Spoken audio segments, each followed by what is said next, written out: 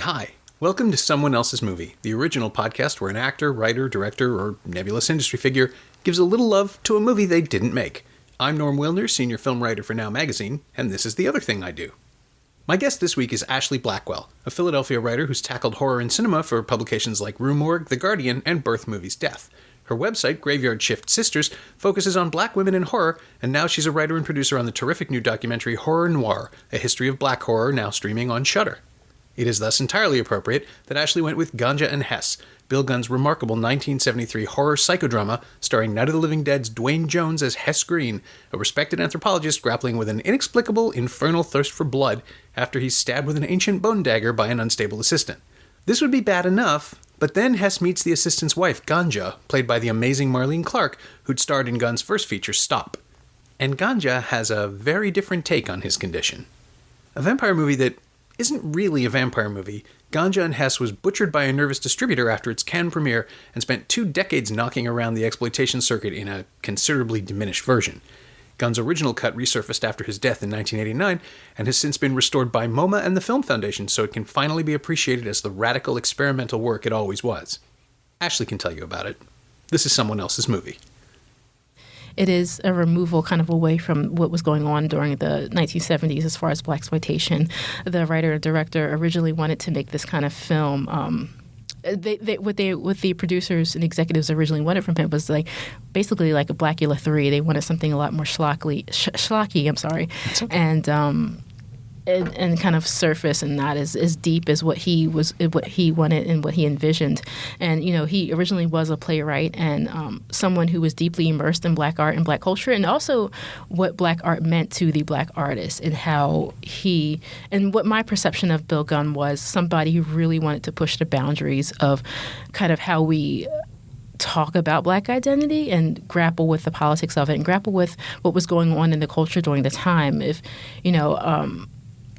Addiction specifically, especially with addiction, even if we want to go even further, what addiction did to the black community and black males, especially after they came back from Vietnam. This is before the crack epidemic, and it was kind of that decline that kind of was all intertwined with what was going on in public policy, but also the personal and the black family.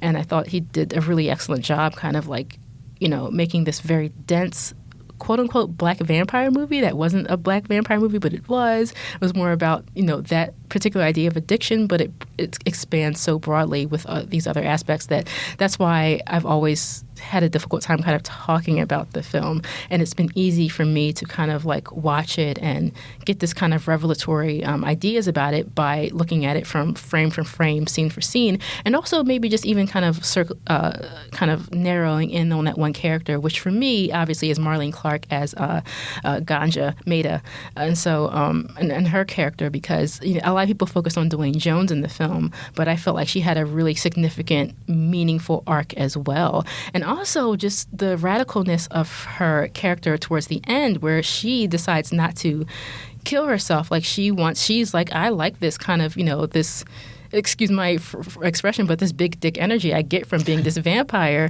And, I want to live forever, and I want to have male lovers, and just taking that agency and not kind of following Hess. And I love that. I love that when she had that monologue about her mother, how her mother shamed her for being a young girl growing up, and kind of understanding her own sexuality, and not being ashamed of it, because she was shamed into being a girl when you get to that point in the film.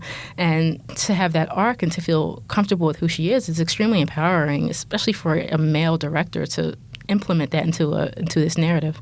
And a male director in the early 1970s. Yes. I mean, I first saw it in probably when the first VHS release came out, so it would have been about 91 or 92. Oh, wow. And I had I was in my mid-20s, and I was reviewing everything, basically. Toronto Star had a video magazine, and so I was basically the first-string writer for that, and anything that came out came to me, and horror especially.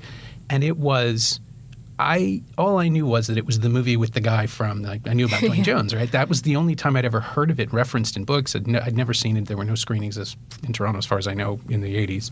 And so the tape came to us, and it was perfectly delivered. It was one of those things that just came in a black paper sleeve. There was just the distributor and the title on it. No box art, nothing. And I popped it in, and I had absolutely no idea how to process it. I'd never seen anything like it. And it's one of the few vampire films that isn't wrapped up in Catholicism on some level. Yes. You mentioned shame, and I thought, oh yeah, there is sort of a little bit, but it's not an official sort of codified shame that they use. It's much more personal and resentful from mother to daughter. And it is so uniquely its own thing. Like, Gunn is inventing rhythms and trying to figure out how to tell this story as he's telling it. And I mean, I know there are two different cuts, and I think I didn't see the original cut first. Yeah.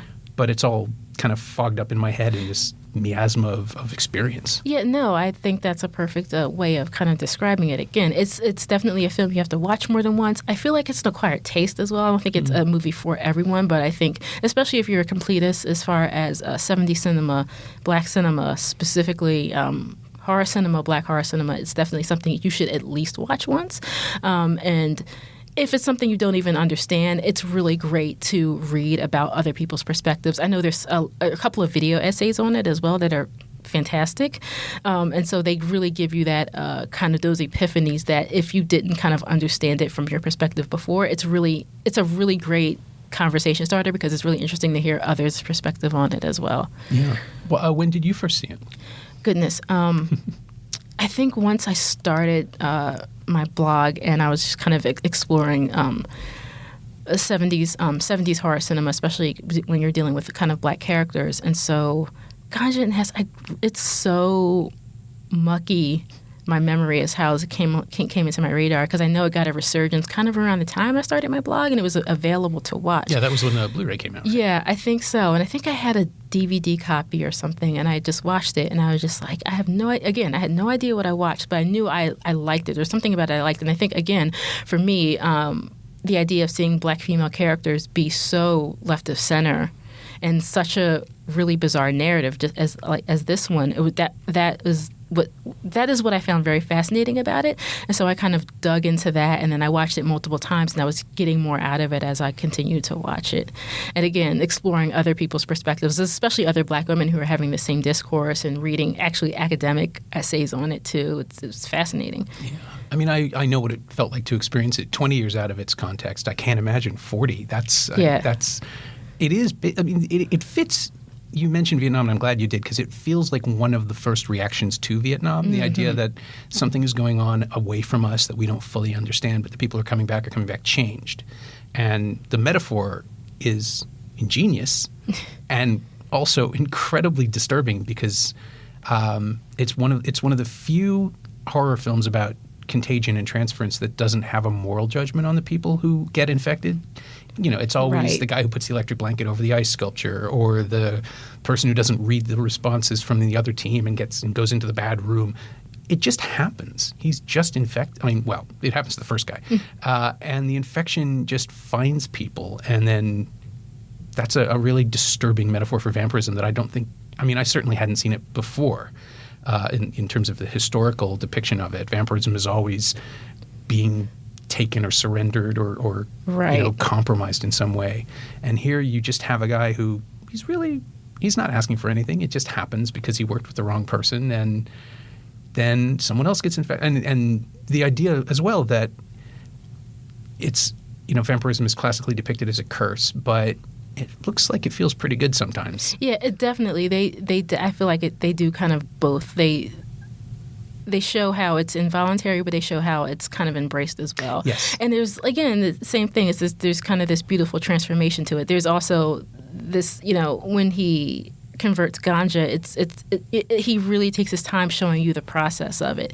And it's not, while it's beautiful, it is very slow in a good way, slow in kind of a way that really asks you to kind of immerse yourself into it, to really focus your attention on what you're seeing. It's not a movie that you can watch with that kind of goldfish mentality, or if your mind is really preoccupied, it really requires you to really be sharp on what you're seeing. And so, and even it makes me kind of think of even kind of the duality of even with their wedding. So they have kind of a traditional wedding with witnesses, and she's wearing a dress and he's kind of got a tuxedo on, but there's also kind of this ceremony that they have together that's outside in the field where they're kind of wearing not necessarily robes, but they almost look like they're wearing kind of blankets, but it has some sort of a print on it that is maybe Pan-African in nature. And again,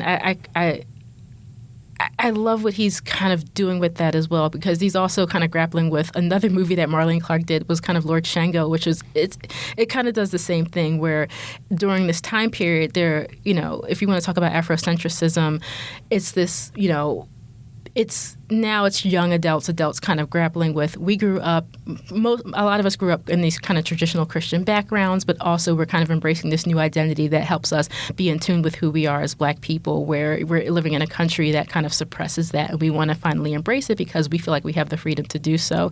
So again, I think Gunn is playing with those ideas too, very subtly in Ganja Hess specifically. Yeah, it feels like, well, I mean, it's part of that thing about how he's making the rules up as he goes along. He's figuring out how to codify the material maybe as he was shooting it even, because it does feel like the Pan-African, blankets is their power. It felt to me like that was what they could afford or what they already had, and putting it in the film makes it part of this new cultural thing that he's working on. It's just, it's like transmission and contagion. You step in front of the camera and you're part of Ganja Hess. Yes. And whatever that is, we'll figure it out in the editing room, or we'll figure it out 20 or 40 years later as people respond to it and process it. It's really hard to explain what it was like to be a film critic, especially a horror critic, before the internet, because if there wasn't a book about it, there was no way to even know something. You couldn't see pictures. You hear about images. I knew about this film only through Duane Jones being in Night of the Living Dead and looking into him. And it felt like, this received artifact when it arrived. That kind of already described it. But it is so odd to see that happen all over again in a documentary that resurrects it. Because there was a moment where I thought, we're not going to get too deep into it. And then, of course, how can you not? Because it's seminal. It is so I know what I was trying to say. Nelson George, when he did the podcast, picked Sparkle, the 1976 version, because he said that it was the third wave of blaxploitation cinema, and it was weird in that it was not technically blaxploitation. It was just produced under that aegis, but that he got to go see it when he was 16 at Times Square and go with a bunch of friends and see his kitchen reflected and see life reflected. Ganja Hess doesn't do that. It goes in a different direction of representing a cultural experience that I don't think ever existed before, but it's building it and it's creating it, and it's all credible. Like I believe that I'm seeing things that are connected to one another. It never feels forced. There's the illusion of blaxploitation was that, and you discuss it in the film with regards to Blackula and a few other moments, where you walk into a room and it's completely artificial. You know that you're looking at a set. You know that you're looking at something that's been created by people who maybe asked a question or two before they built it, but probably didn't. And nothing in Ganja Hess has that feeling. And it's obviously because it's not made by committee. It's one man doing it. But it all comes from somewhere, and it all comes from the same place in a really distressing way. I couldn't understand why things fit together. Even after the second viewing, even after the original cut came out, it didn't clarify itself in the right way, and that's fine. I mean, it's not a failing of the film. It's just an incredibly disturbing experience to be watching something that knows so confidently what it's doing and is refusing to communicate. And I just still don't know if that's because I was too old or because I'm white and because I just missed something. But it all feels organic and believable and real in a horror film sort of way. So it doesn't feel like the culture is being blocked. It's speaking. It's transmitting on a frequency I understand, but not in a language I understand. Yeah, I think it is meant to your point, it's meant to be kind of a fly on the wall type of a film. You're just kind of observing and watching things kind of happen, and they're very jarring, and some things are very fantastical, and there's a lot that he does with sounds and soundtrack that's phenomenal. That's Sam Wayman, I believe, who's responsible for it, and also, there was no way we weren't going to spend some time with Ganja Hess in this. Me and the executive producer, Phil Nobile Jr., we both loved that movie so much. So there was, he was trying to find every opportunity to put as much footage of Ganja Hess in here as possible.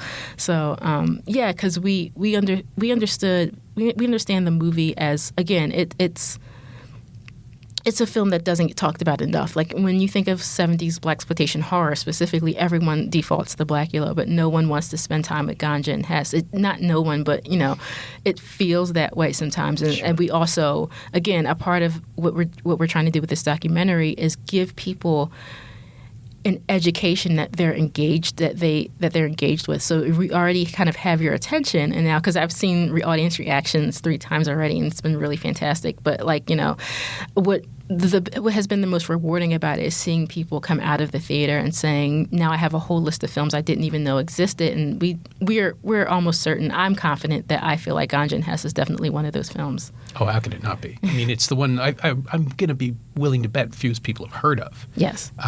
Certainly in the films cataloged in Horror Noire, there were moments where it's like, oh, we're actually going to do a deep dive into People Under the Stairs, which is amazing because I saw that in a theater with an audience that had no idea how to process it. We were all laughing at different jokes and cringing at different moments, and I was thinking, this is the refutation of the Reagan Revolution, and this is like Ronnie and Nancy in horror versions. But it never occurred to me until Jordan Peele mentions it that the whole thing is about, as he says, the black fear of white spaces, and the sense that there are some places, every horror movie is based on there are some places you don't go. Yes. But yeah, I was, 22, and it had never even occurred to me to think about it in terms of color and access and race and gender, and it's just, these are the rules, right? You never think about what the rules mean or why they mean it.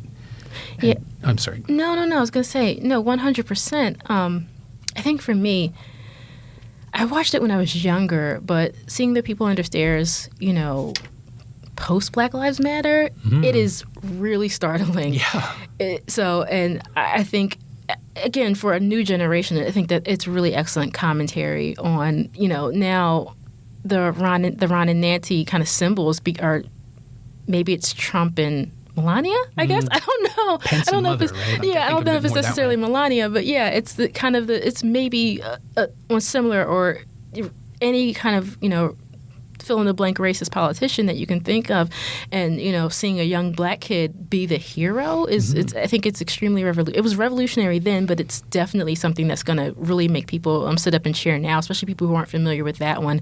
I really do wish that we were able to get more footage of Kelly Jo Minter kind of talking about it more, because she was on set and she is still good friends with Brandon Adams to this day. We tried to get him for the documentary. It just didn't work out with time and scheduling. That's, as production does go sometimes. But yeah, because I would have, now that I've seen the documentary so many times, I would have loved to see him add more to that, especially as a complementary to what Jordan Peele was saying, because I'm glad that we were in the editing room able to really show how seamless the influence of that film was on him and Get Out. Oh, yeah. It didn't even occur to me. Of course, it makes perfect sense, but it didn't occur to me until I saw him start talking about it. It's like, oh, yeah, of course that's where that came from.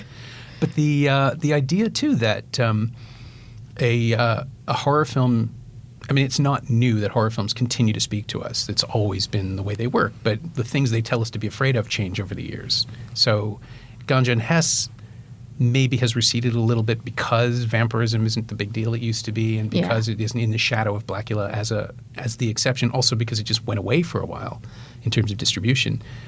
But now it predates the AIDS panic. It's in the same way that The Thing is easily readable as an AIDS metaphor, even though it was produced before it had a name. I found that really fascinating to think about all this bloodborne stuff and the sexualization, and the fact that if there is anything approaching a moral judgment in the movie, it's, you like sex too much and you're going to be a monster. But that predates the film and a whole bunch of other stuff by centuries. But it is fascinating to read it now, or to see it now and try to read it and understand how it fits in a present context. Yeah, from what I know about history, I'm assuming, because I was born in 82, just for some context. So I think for me, just being a lover of history, and especially what happened as far as social culture in the 60s, 70s, and on, it does even feed into this idea of the decadent 70s, especially, disco and, sex and drugs and addiction. And that was a part of that culture because I grew up in Philly, so in New York is not too far from Sure, it. And so, my mother even tried to get in Studio 54 once, so and to kind of like seeing her and her peers like be a part of that, like, the 70s was wild. Everyone was going to concerts and doing drugs and all those kinds of things. It's sort of, Ganja Hess sort of kind of in a very, again, subtle way kind of predicts what kind of went on in the middle to late 70s as well. Yeah, the more open culture and just the fact that everything looks a little sweaty. Yeah, that too. I mean, that's part of the film aesthetic at the time, but people look more real, and that means the horror aspects feel more real almost. The same way the documentary approach in Night of the Living Dead just gets into the back of your brain and makes you think, oh, they're just following action. They're not staging things. Yeah.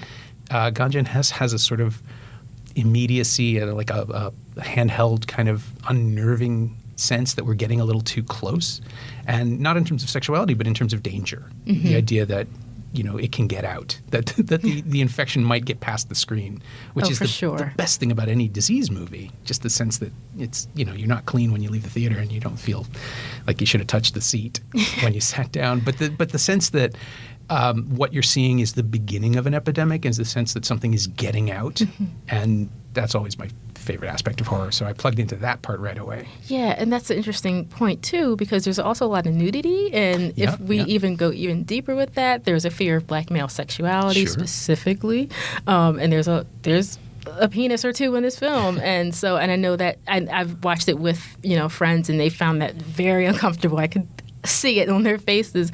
Yeah, and also that's another point, and also the visual texture. Yeah, it's also very dreamlike. So it combines that realism with that fantastical nature of genre cinema as well. I think Bill Gunn did a really excellent job with that. Yeah, it's still stunning that it's the kind of indie movie that you could make now for $25,000, and it really wouldn't change very much. The basics are the same. There'd be a couple of weird tweets in the movie. There'd have to be some accommodation of social media. But I always love trying to figure out if an older film can survive in the present day. But there's nothing that needs to be changed. It's all about insecurity, masculinity, panic, prowess, and hunger, and that stuff that never goes away. That's always totally vital. Yeah, and that's what makes it such a great horror film, because I've always championed and yelled about horror. It's poking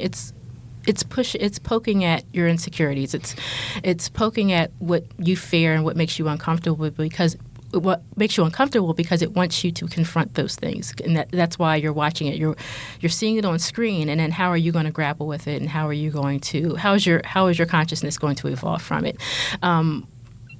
Phil Nobile Jr., he introduced the film last night in Philadelphia, and he said something really profound that I really appreciate.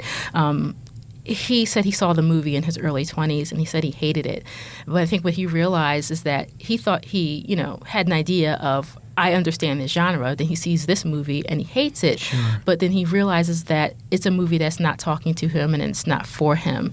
And it made him want to discover what he didn't know about the genre that he thought he knew so well. And that's the beauty of a film like this. Yeah, I would agree. I think I didn't hate it, but I was aware that I wasn't the target audience, and that it was, obviously it was an older film and all of that, but yeah, it's not pitched to me. And I liked the fact that I had to lean in. It didn't push me away. And I'm finding that more and more now, and it's just getting old and going to see The Kid Who Would Be King and going, I would have loved that when I was 20, but probably when I was 10. But everything changes as you, ideally, right? If you continue to be open to stuff, you can learn more things and discover that there's more stuff out there. And I just love the idea of someone finding this movie now because they see it in your documentary, and just, what are the other 88 minutes like? Let's find out what this bizarre imagery leads to, and finding out that ultimately it's more bizarre imagery, but it does make sense. It starts to make sense. It pulls you in. Yeah. And it's, I'm so glad that you guys are doing even a small chunk of it to bring it back into the consciousness. Yeah. This is kind of an awkward fit for the final question on the podcast, but it's always the same. Is there anything of Ganja Hess that you have used or borrowed or incorporated into your own work, into your own creative DNA? Writing-wise? At all? Yeah. I mean, is there anything, do you find yourself like exhausted in quoting a line every now and then? Is there something that you use? But writing-wise, sure, yeah. Yeah, no, not quoting. It again, the soundtrack always sticks with me very much. So the soundtrack and the imagery it's always in the back of my mind sometimes. Sometimes I will have quiet moments where I'm just kind of thinking about it, because I do like that it's a piece of unapologetic Black art that isn't afraid to be different and off-center. And I think that is how I've learned to live my life pretty much. Just growing up, you don't see a lot of Black women who love horror, especially when you're young. Especially, this is pre-internet. You're the weird kid because you're not fitting in this mold of what Black identity is. Because when you're young, you're trying to quote unquote fit in because you don't want to stand on the outside, because that makes you a target for bullying and vitriol. So you're always trying to fit in, and that never felt comfortable to me. I never felt comfortable being boxed in because I needed to fit in with the cool kids. And so horror for me was kind of a way to kind of always kind of step back, and I learned how to be myself through it.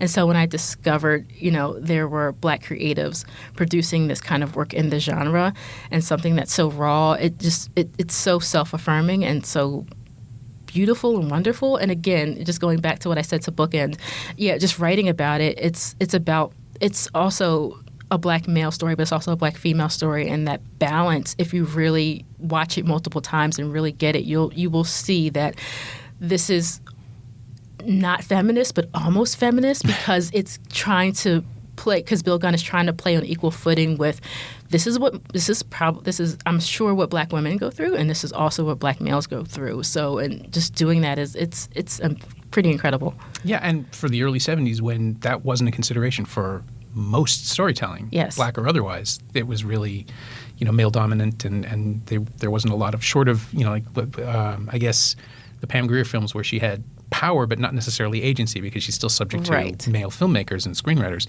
It's weird and disquieting. And I'm obliged, I guess, to ask about the Spike Lee remake. Have you any thoughts? Yeah, I was going to bring it up because I was going to say, I got to be honest, I don't know why he felt compelled to make this film, because it has no passion in it, and it's not a film. I don't even think it's a film that's visually interesting either. And then he kind of takes the soul out of the chemistry that Marlene Clark and Duane Jones even had in the film. There's just it's almost the opposite of what Gunn did. I honestly, I would, and I know Spike Lee tends to be a pretty like one note kind of a person, especially in public. I don't know what he's like in his personal life, but it just seems like my question to him would be like, what was so fascinating for you about that movie to make you want to make it? I wouldn't tell him like that I didn't care for it, but that's why I want to ask him this question, because it just is,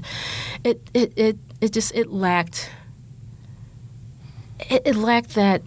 I guess the easiest way to say it is that it just lacked the passion that came from the original. Yeah, I mean, I'm inclined to agree. I find that his films his experiments are interesting because I can usually tell why he did them and what the appeal was. And with The Sweet Blood of Jesus, it just felt to me like he had seen Ganja Hess fairly recently and thought, oh yeah, that's a good idea. And I'd love to talk to him about it as well. I never got the chance, but it doesn't. I think about what King said about Kubrick when they saw The Shining, which is that I don't think this guy knows what a horror movie is, but he's made one. Mm-hmm. And I kind of feel the same way about this. And it goes for certain effects that are clearly, horror approved, but it doesn't, passion is exactly the word. It's bloodless. Is that right? Yeah. In that context? For the most part, yeah. Yeah. And in something like Death by Temptation seems to have been more of an influence than Ganja Hess. Oh, for sure. On him, which is another one I'm kind of amazed you found footage of. I saw that one on tape, too, back there. Oh, my goodness. So, because I had already seen it, and I was at a horror convention, and Trauma is always, because Trauma is close. I go to a horror convention in New Jersey, and so Trauma is super close to Jersey because it's in New York. Mm-hmm. So Trauma had a table, and I was just browsing. I was just kind of killing time, and saw that they have Death by Temptation, and I was like, I have to buy this. So it wasn't. So they did have it available. I know Lloyd Kaufman has said before that it's probably one of the best films that Trauma produced. So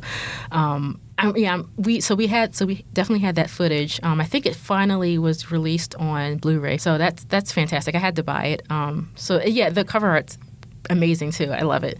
But yeah, we're able to find that, and like I said in the documentary, I love that James Bond III. He literally just took his influences from a show and Spencer Williams and made a film that, again, he's a Christian man and he wanted to make this kind of morality tale that's about, but he uses these supernatural elements. Again, that's why I love horror, because it is so not in a box. It's more than what people imagine. And, for a film like that to play with genre elements, we could say, oh yeah, it's Tyler Perry-esque, but at the same time, it is a cool horror film to check out, especially if you are, again, a completist of this subgenre. Yeah, Tyler Perry actually. So I would never have even thought about that, but it is exactly in line with his sort of populist storytelling, and then heavy moralizing, but also trying to entertain at the same time.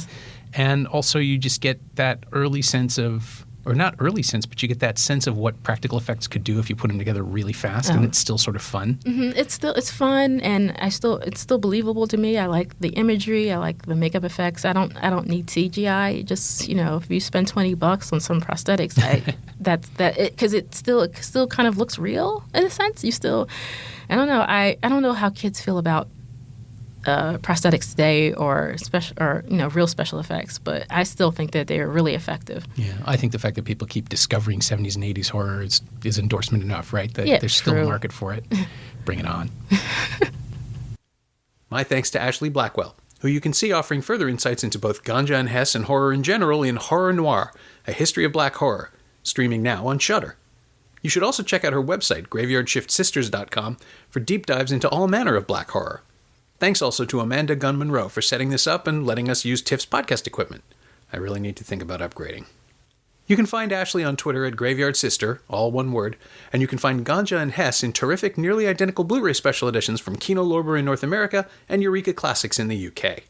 As always, you can find me on Twitter at Norm Wilner and elsewhere on the internet at nowtoronto.com. You can also find this podcast on Twitter at Semcast, S-E-M-Cast, and on the web at someoneelsesmovie.com. If you feel like leaving a review on iTunes or Apple Podcasts or wherever you enjoy the show, that would be greatly appreciated. Every little bit helps. It truly does. Thanks for your support, and thanks for listening.